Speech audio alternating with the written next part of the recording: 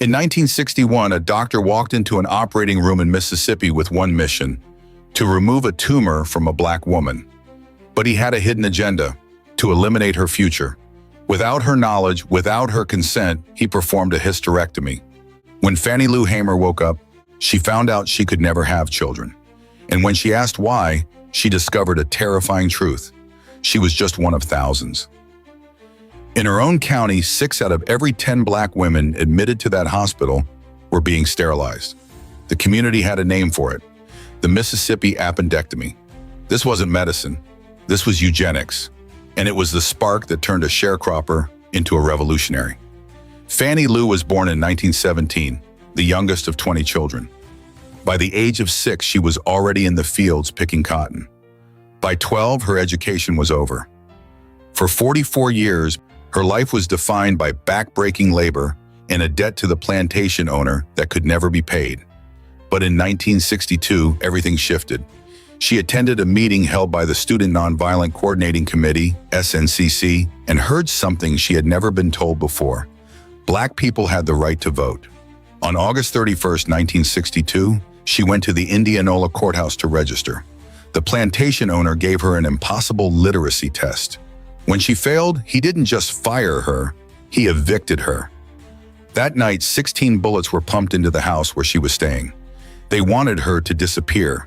Instead, she became the face of the movement. In 1963, Hamer and fellow activists were arrested in Winona, Mississippi, for sitting at a white-only lunch counter. In that jail cell, the state tried to break her body once and for all.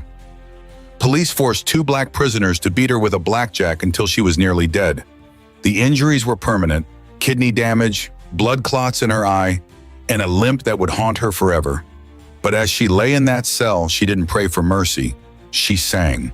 She sang "This Little Light of Mine" so loud the walls shook. By 1964, Hamer was the co-founder of the Mississippi Freedom Democratic Party.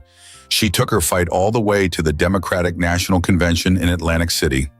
When she stood before the committee to describe the violence she had faced, President Lyndon B. Johnson was so terrified of her words that he called a fake press conference at that exact moment just to pull the television cameras away from her.